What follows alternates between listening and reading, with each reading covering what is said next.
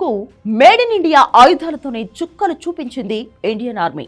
Israel harpy డ్రోన్లు, Russia సుదర్శన చక్ర 400కి తోడు ఆకాశ్ వంటి క్షిపణులతో ఉగ్రవాదుల స్థావరాలు, పాకిస్తాన్ డ్రోన్లు నేలమట్టమయ్యాయి. తాజాగా సైన్యంలోకి అత్యాధునిక టెక్నాలజీ కలిగిన D4 యాంటీ డ్రోన్ సిస్టమ్ చేరబోతుంది. హైదరాబాద్ కు చెందిన సంస్థలే దీన్ని తయారు చేశాయి.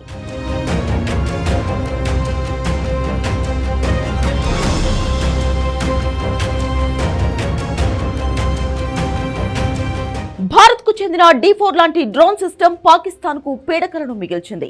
చైనీస్, తుర్కియే డ్రోన్లతో భారత్ గగనతలంలోకి చొరబాటుకు ప్రయత్నించింది పాకిస్తాన్. అయితే ఆ ప్రయత్నాలను D4 విజయవంతంగా భగ్నం చేసింది. దీంతో తమ డ్రోన్ల ఆటలు ఇక సాగవనే అంచనాకు వచ్చింది Pakistan army. D4 anti drone system ను భారత రక్షణ పరిశోధన అభివృద్ధి సంస్థ అభివృద్ధి చేసింది. డ్రోన్, డిటెక్ట్, డిటర్, డిస్ట్రాయ్ అనే 4 ప్రధాన విధులను ఈ వ్యవస్థ నిర్వర్తిస్తుంది. డ్రోన్ కనిపెట్టు, నిరోధించు, ధ్వంసం చేయి, ఇదే D4 కు అర్థం. అందుకే దీనికి D4 అనే పేరును పెట్టారు. ఈ అధునాతన యాంటీ డ్రోన్ వ్యవస్థతో ముడిపడిన D4 ను భారత శాస్త్రవేత్తలు తయారు చేశారు. వివిధ రకాల డ్రోన్లను గుర్తించి నేలకూల్చే విషయంలో D4 వ్యవస్థ సామర్థ్యాన్ని హోం, రక్షణ శాఖల పరిధిలోని భద్రతా సంస్థలన్నీ ఆమోదించాయి. భారత సైన్యం కూడా D4 వ్యవస్థలను పలుమార్లు పరీక్షించి చూసింది. భారత ప్రభుత్వం రక్షణ రంగానికి పెద్దపీట వేస్తోంది. నిధులు భారీగానే కేటాయిస్తోంది. రక్షణ రంగంలో మేక్ ఇన్ ఇండియాకు మంచి ప్రోత్సాహకాలు అందిస్తోంది. ఇందులో భాగంగా DRDO, భారత్ ఎలక్ట్రానిక్స్ లిమిటెడ్ సహా పలు దేశీయ పరిశ్రమల సహకారంతో D4 యాంటీ డ్రోన్ సిస్టమ్ తయారైంది. D4 యాంటీ డ్రోన్ వ్యవస్థలో విభిన్న రకాల రేడియో ఫ్రీక్వెన్సీ సెన్సార్లు ఉంటాయి.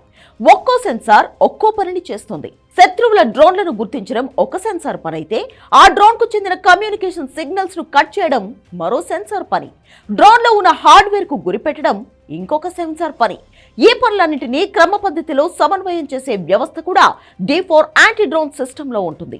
ఈ విభిన్న రేడియో ఫ్రీక్వెన్సీ సెన్సార్ల అభివృద్ధి కోసం వివిధ విభాగాల్లో ప్రత్యేకత కలిగిన 4 ల్యాబ్లకు చెందిన నిపుణులను DRDO ఒకచోటుకు చేర్చింది. అవే బెంగళూరులోని LRDE, హైదరాబాద్లోని DERL, చెస్, డెహ్రాడూన్లోని IRDE సంస్థలు. శత్రు డ్రోన్ వల్ల పొంచి ఉన్న ముప్పు ఎలాంటిదనే దానిపై AI టెక్నాలజీ సాయంతో D4 వ్యవస్థ ఒక అంచనాకు వస్తుంది. D4 లో ఉన్న AI ఇంజిన్ నుంచి వెలువడే సిగ్నల్స్ పక్షులు, గాలిపటాలు, డ్రోన్ల మధ్య ఉన్న తేడాను గుర్తిస్తాయి. క్వాడ్ కాప్టర్, ఫిక్స్డ్ వింగ్ లేదా హైబ్రిడ్ డ్రోన్ రకాలలో ఇది దేనికి చెందిందనే దానిపై క్లారిటీకి వస్తుంది. శత్రువుల డ్రోన్లు గగనతలంలో చక్కర్లు కొట్టుగానే D4 యాంటీ డ్రోన్ వ్యవస్థ గుర్తిస్తుంది. రేడియో ఫ్రీక్వెన్సీ, రాడార్ సమాచారం, ఎలక్ట్రో ఆప్టికల్ ట్రాకింగ్ అనే 3 పద్ధతుల్లో శత్రువుల డ్రోన్లను D4 వ్యవస్థ గుర్తిస్తుంది.